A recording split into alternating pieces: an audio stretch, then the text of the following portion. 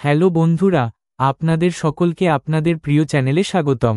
আজকের ভিডিওটি খুবই বিশেষ, খুবই তথ্যবহুল, কারণ ভক্তরা, আসুন আমরা আপনাদের সকলকে বলি যে সমস্ত সুখ আপনাদের পা চুম্বন করবে যদি আপনারা নীরবে এই ছোট্ট এবং বিশেষ জিনিসটি একটি গরুকে খাওয়ান, তাহলে আপনাদের জীবন থেকে দারিদ্র্য অবিলম্বে শেষ হয়ে যাবে।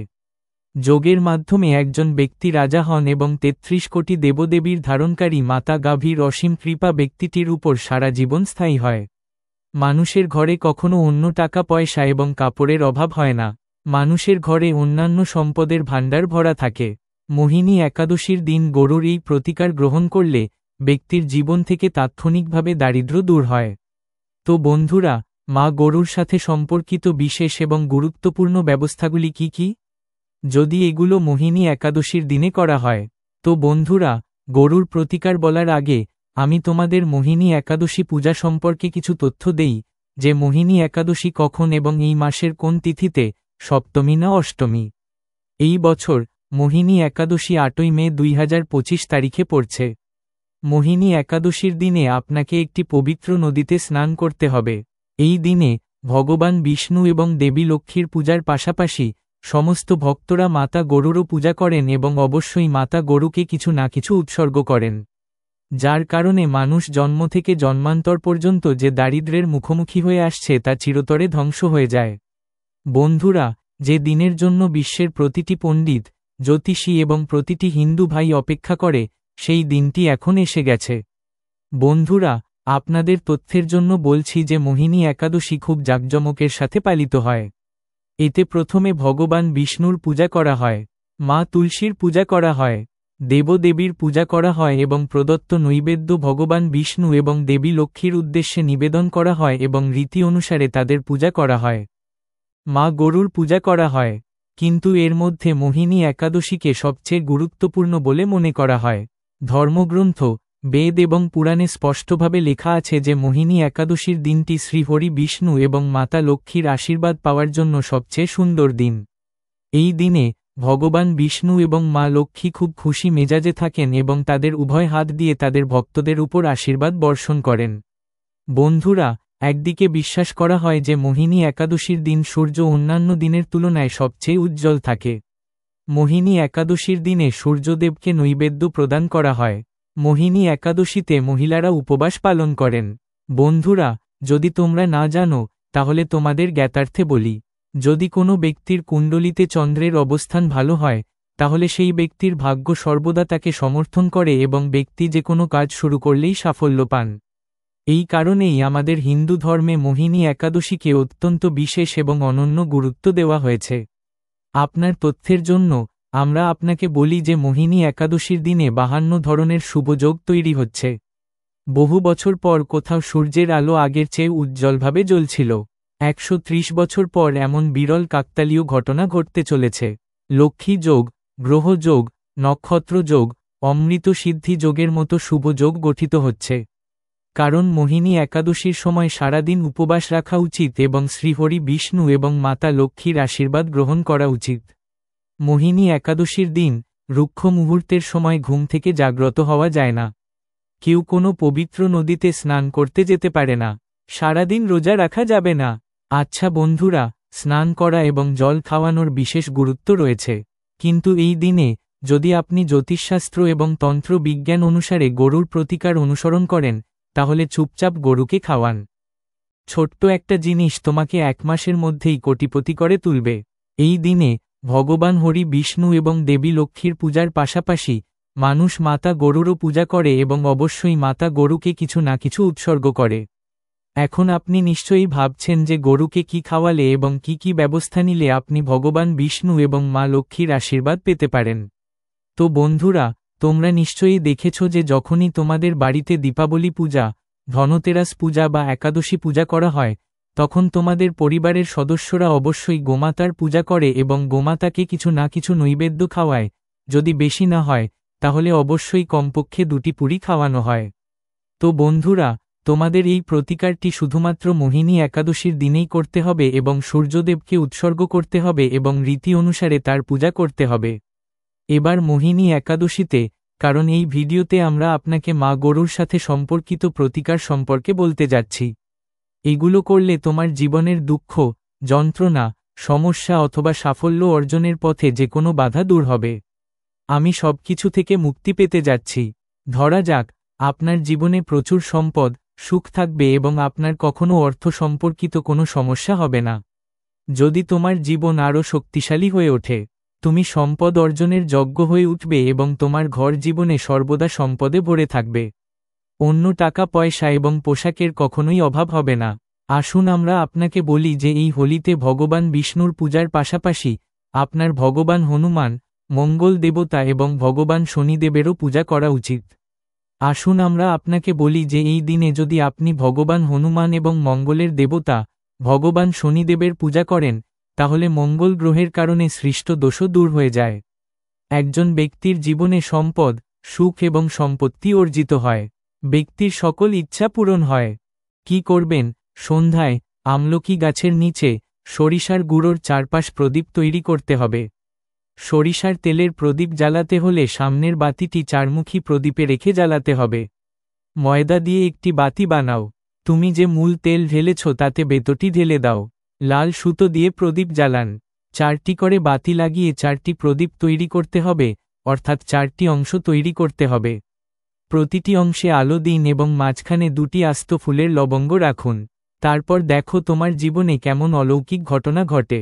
সন্ধ্যায় এটি জ্বালাও এবং রেখে দাও।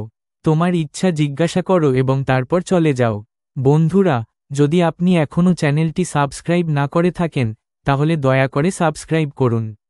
এর মাধ্যমে আপনি সরাসরি আরও তথ্যবহুল তথ্য পেতে পারেন। বন্ধুরা, মা গরু সম্পর্কিত এই সমাধানটি খুবই কার্যকর সমাধান। আমি তোমাকে বলেছি অবশ্যই এই সমাধানটি চেষ্টা করে দেখতে। খুবই উপকারী একটি সমাধান বর্ণনা করা হয়েছে। এই সমাধানটি আপনার অনেক উপকারে আসবে। আর এবার মাতা গরুর প্রতিকার সম্পর্কে কথা বলা যাক। এই দিনে গরু সম্পর্কিত এমন কিছু করা উচিত যা করলে 7 প্রজন্ম ধরে কোনো ব্যক্তির ব্যাংক ব্যালেন্সের অভাব হবে না। দুঃখ, যন্ত্রণা, কষ্ট দূর হয়ে যায় এবং সমস্ত সুখ ব্যক্তির পায়ে এসে পড়ে। তো বন্ধুরা, মোহিনী একাদশীর দিন তোমাদের রীতি অনুসারে ভগবান বিষ্ণু এবং দেবী লক্ষ্মীর পূজা করতে হবে এবং সেই সাথে মাতা গরুর পূজা করতে হবে এবং অক্ষয় তৃতীয়া পূজার জন্য প্রস্তুত প্রসাদ থেকে 2টি পুরি মা গাভীকে খাওয়াতে হবে। শুকনো পুরি, ভাজা রুটি খাওয়াবেন না। পুরীর উপরে যা কিছু রান্না করেছ, তা মিষ্টি, সবজি বা হালুয়াই হোক না কেন, তোমাকে অবশ্যই মাতা গরুকে খাওয়াতে হবে। বন্ধুরা, প্রতিটি শুভ কাজে গোমাতা বা তার সাথে সম্পর্কিত জিনিস যেমন গোবর, গোমূত্র, গরুর দুধ বা গরুর দুধ দিয়ে তৈরি ঘি অবশ্যই অন্তর্ভুক্ত করুন। এটি আপনাকে পুণ্যের অনুভূতি দেবে। সনাতন রীতি অনুসারে যে বাড়িতে গরু থাকে, সেই বাড়িতে সমস্ত বাস্তু ত্রুটি আপনা আপনি দূর হয়ে যায়, কারণ পঞ্চম জ ছাড়া কোনো পূজা বা হবন সফল হয় না। বন্ধুরা, সম্ভব হলে মাসে একবার পরিবারের সাথে গোয়ালঘরে যাওয়ার নিয়ম করুন এবং সম্ভব হলে গরুগুলিকে সবুজ খাবার খাওয়ান যাতে সমস্ত বাস্তু বন্ধুরা শান্ত হয়। বন্ধুরা, আপনাদের প্রিয় চ্যানেলটি কখনোই কাউকে ভুল তথ্য দেবে না এবং এর সাথে সম্পর্কিত ত্রুটিগুলি সমাধান করা হবে। গ্রীষ্মকালে মা গাভীকে জল দিন এবং শীতকালে মা গাভীকে গুড় খাওয়ান। মনে রাখবেন, মোহিনী একাদশীর দিন মা গাভীকে গুড় খাওয়াতে হবে। মাতা গরুর সাথে অনেক শুভ এবং অশুভ লক্ষণ জড়িত, যিনি তার শরীরে অনেক দেবদেবীর মূর্তি ধারণ করেন এবং গ্রীষ্মকালে গরুর গায়ে ট্যাটু করেন। এর অর্থ হল, যদি গরু দুধ দোহন করার সময় হোঁচট খায় এবং সব দুধ ঝরে পড়ে, তাহলে এটি একটি অশুভ লক্ষণ। যদি কেউ ভ্রমণে যাচ্ছেন এবং তার সামনে একটি গরু তার বাছুরকে খাওয়াচ্ছে, তাহলে নিশ্চিত যে আপনি ভ্রমণে বেরিয়েছেন। তোমার সেই যাত্রা অবশ্যই সফল হবে এবং তুমি যে যাত্রার জন্য বেরিয়েছ তা অবশ্যই সম্পন্ন হবে। যাত্রায় যাওয়ার সময় গরুর আওয়াজ এবং রাতে গরুর গর্জন শোনাও শুভ। বন্ধুরা, ভুল করেও গরুর সাথে এই কাজটি করো না, না হলে তোমাকে এর পরিণতি ভোগ করতে হবে। হ্যাঁ বন্ধুরা, গরুকে জাতীয় পশু করার এবং মৌলিক অধিকার দেওয়ার কথা বলা হচ্ছে, তাহলে প্রশ্ন উঠছে যে গরু সংস্কৃতির একটি গুরুত্বপূর্ণ অংশ। এই কারণেই মানুষ গরুর সাথে খারাপ ব্যবহার করে এবং যখনই তারা দুধ দেওয়া বন্ধ করে দেয়, তখনই মানুষ তাদের ভাগ্যের উপর ছেড়ে দেয়, রাস্তাঘাটে এবং অলিগলিতে ঘুরে বেড়াতে। এমন পরিস্থিতিতে কেউ কেউ লাঠি দিয়ে গবাদি পশুদের মারধর করে, আবার কেউ কেউ তাদের উপর জল ঢেলে দেয়। অনেক সময় এটি গরুকে প্রভাবিত করে এবং কখনো কখনো দরিদ্র গরু অসুস্থ হয়ে মারা যায়। এমন পরিস্থিতিতে এই বিষয়গুলো জানা প্রয়োজন। গরু সম্পর্কে শাস্ত্রে কি বলা হয়েছে? তোমার আচরণ কেমন হওয়া উচিত? কোন বন্ধুরা, গরুকে কখনোই মারধর করা বা হত্যা করা উচিত নয়। শাস্ত্রে গরুকে মায়ের মর্যাদা দেওয়া হয়েছে। যে গরু হত্যা করে তাকে তার মাকে প্রহারকারীর মতোই পাপী বলে মনে করা হয়। বছরের পর বছর ধরে নরকে কষ্টভোগ করতে হয়। পশুরূপে পরবর্তী জন্মে দেখা যায় যে গৌতম মুনি ভুলবশত একটি গরুকে লাঠি দিয়ে আঘাত করেছিলেন। গরুটি মারা গিয়েছিল এবং এই পাপের প্রায়শ্চিত্ত করার জন্য তাকে বছরের পর বছর ধরে তপস্যা করতে হয়েছিল। অতএব এই মোহিনী একাদশীতে ভগবান শ্রীকৃষ্ণ ষাঁড়ের রূপে আগত বৃদ্ধ ব্যক্তিকে বধ করেছিলেন। এ থেকে মুক্তি পেতে ভগবান শ্রীকৃষ্ণকে সমস্ত তীর্থস্থানকে একটি পুকুরে ডাকতে হয়েছিল এবং এই পুকুরে স্নান করে তিনি তার পাপ থেকে মুক্তি পেয়েছিলেন। এই বন্ধুরাও জল পান করা গরুর দিকে দৌড়ে যায়। অভিশাপ দিয়ে সে একজন গুরুতর পাপী। এই ধরনের লোকেরা মন্দের কবল থেকে মুক্ত হয়ে স্বর্গ লাভ করে এবং আগামীকাল খুব ধনী দেশে জন্মগ্রহণ করে এবং সুখ উপভোগ করে, এবং একই সাথে বিশ্রামরত গরুকে বিরক্ত করে জাগানো উচিত নয়। সে তার জন্মের জ্ঞাতসারে বা অজ্ঞাতসারে করা পাপ থেকে মুক্ত হয় এবং গোলকে স্থান লাভ করে। লাঠি দিয়ে আঘাত করে বা জল ঢেলে গরুকে জাগিয়ে তোলার মাধ্যমে একজন মানুষ পাপের অংশীদার হয়ে যায় এবং পরবর্তী জীবনে তাকে দাঁড়ে দাঁড়ে ঘুরে বেড়াতে হয়। এবং একই সাথে শাস্ত্রে বলা হয়েছে যে যারা গরুর সেবা করে, তাকে খাওয়ায় এবং ভালোভাবে যত্ন করে, সেই ব্যক্তির জীবনের সমস্ত ইচ্ছা পূরণ হয়। মানুষের কেবল গরুর বাছুরের অবশিষ্ট দুধ খাওয়া উচিত, কিন্তু কিছু লোক গরুকে একবার ধোয়ার পর বাছুরের জন্য রেখে যাওয়া দুধও ধুয়ে ফেলে। এটা করাকে মহাপাপ বলা হয়। এইভাবে দুধ ধুয়ে ফেলা হয় এবং গ্রহণও ঘটে। বন্ধুরা, শাস্ত্রেও বলা আছে যে গরু বা ষাঁড়ের পিঠে বসা উচিত নয়। তাদের পিঠে বসা মহাপাপ বলে বিবেচিত হয়। এই ধরনের লোকদের নরকের যাত্রা ভোগ করতে হয়। একমাত্র দেবতার অংশ থেকে উৎপন্ন একমাত্র নদী হল গোবংশ, যার উপর মহাদেব এবং মহাদেবী স্বয়ং চড়েন। কারণ নন্দী নিজেই নিজের ইচ্ছায় মহাদেবের বাহন হতে রাজি হয়েছিলেন এবং একই সাথে শাস্ত্রে গরু দানের উপর অনেক গুরুত্ব দেওয়া হয়েছে। কিন্তু কখনোই বৃদ্ধ এবং অসুস্থ গরু দান করা উচিত নয়। কঠোপনিষদে নচিকেতার গল্পটি এই প্রসঙ্গেও উল্লেখ করা হয়েছে যে নচিকেতা, যিনি তার পিতার একটি বৃদ্ধ গরু দান করার বিরোধিতা করেছিলেন, যারা একটি দুগ্ধপোষ্য গাভীকে তার বাছুর সহ দান করেন, তারা মহান পুণ্য অর্জন করেন এবং স্বর্গে স্থান পান। বন্ধুরা, যদি রাহুর সাথে সূর্য, চন্দ্র, মঙ্গল বা শুক্রের সংযোগ হয় তবে পিতৃদোষ হয়। এটাও বিশ্বাস করা হয় যে সূর্য পিতার সাথে সম্পর্কিত এবং মঙ্গল রক্তের সাথে সম্পর্কিত। যদি সূর্য শনি, রাহু বা কেতুর দৃষ্টিতে থাকে এবং মঙ্গল রাহু বা কেতুর সাথে সংযোগ করে, তাহলে পিতৃদোষ দেখা দেয়। এই ত্রুটির কারণে জীবন সংগ্রামে পরিণত হয়। যদি পিতৃদোষ থাকে, তাহলে প্রতিদিন অথবা মোহিনী একাদশীর যে কোনো একটি দিনে গরুকে রুটি, গুড়, পশুখাদ্য ইত্যাদি খাওয়ালে পিতৃদোষ দূর হতে পারে। বন্ধুরা, প্রতিটি শুভ কাজে অবশ্যই মাতা গরু বা তার সাথে সম্পর্কিত জিনিস যেমন গোবর, গোমূত্র, গরুর দুধ বা গরুর দুধ দিয়ে তৈরি ঘি অন্তর্ভুক্ত করুন। এটি আপনাকে পুণ্যের অনুভূতি দেবে। সনাতন রীতি অনুসারে যে বাড়িতে গরু থাকে, সেই বাড়িতে সমস্ত বাস্তু ত্রুটি আপনা আপনি দূর হয়ে যায়। গরুর কুজটি বৃহস্পতি গ্রহের। অতএব যদি রাশিফলের বৃহস্পতি তার সর্বনিম্ন রাশি মকর রাশিতে থাকে অথবা অশুভ শিবলিঙ্গে যায় এবং মাতা গাভীকে সামনে থেকে আসতে দেখা যায়, তাহলে মাতা গাভীকে আপনার ডান দিক থেকে যেতে দেওয়া উচিত। তোমার যাত্রা অবশ্যই সফল হবে এবং একই সাথে এই চিহ্নটিও জেনে রাখো। যদি তুমি ভ্রমণে যাও এবং একটি গরুর সাথে দেখা করো অথবা একটি গরুকে তার বাছুরকে খাওয়াতে দেখো, তাহলে বুঝতে হবে যে যাত্রাটি অবশ্যই তোমার জন্য সফল হবে এবং সেই সাথে যে বাড়িতে একটি গরু আছে, এর মধ্যে থাকা বাস্তু ত্রুটি আপনা আপনি দূর হয়ে যায় এবং আপনি রুটিও বানাতে পারেন। প্রতিদিন তাজা রুটি তৈরি করুন। যদি তুমি গরুর জন্য রুটি বানাও, তাহলে তাৎক্ষণিকভাবে গরুকে খাওয়ানোর চেষ্টা করো। যদি তুমি সেই রুটিটি রেখে দাও এবং পরের দিন তাকে দাও, তাহলে সেই রুটিটি বংশী হিসেবে বিবেচিত হবে। গরুকে কখনো বাসি রুটি দেবেন না। এই কারণে নেতিবাচক শক্তি ঘরে বাস করে এবং আপনি কোনো অগ্রগতি করতে পারবেন না।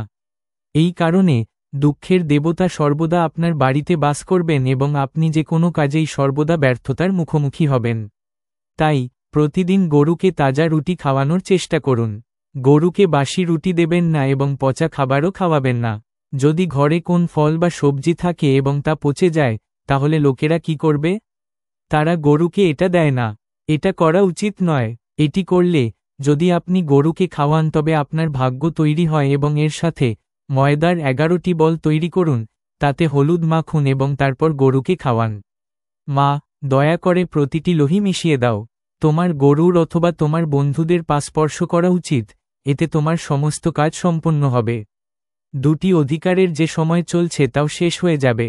তোমার জীবনে কেবল সুখ থাকবে এবং একবার তুমি গরুর চারপাশে 7 বার প্রদক্ষিণ করলে, তোমার সমস্ত সমস্যার সমাধান হয়ে যাবে এবং সেই সাথে, যখনই তুমি গরুকে রুটি দেবে, তখন তাতে সামান্য হলুদ মাখিয়ে দাও। যদি ভালো না হয় তাহলে কিছু রাখতে পারেন। তুমি কিছু ঘি রাখতে পারো। অথবা বন্ধুরা, গরুকে কখনো শুকনো রুটি খাওয়াবেন না। শুকনো মানে রুটি রেখে দিন। তার উপর কিছু রেখে তাকে খাওয়াও। হলুদ, চিনি, অথবা যা কিছু রাখবেন, তার মানে খালি রুটি খাওয়াবেন না। যখনই এটি ঘটবে তখনই শুভ ফল পাবেন। হ্যাঁ বন্ধুরা, কিছু জিনিস আছে যা আপনার অবশ্যই মনে রাখা উচিত। অথবা বন্ধুরা, যদি ভিডিওটি ভালো লেগে থাকে তাহলে ভিডিওটিতে লাইক দিন। যত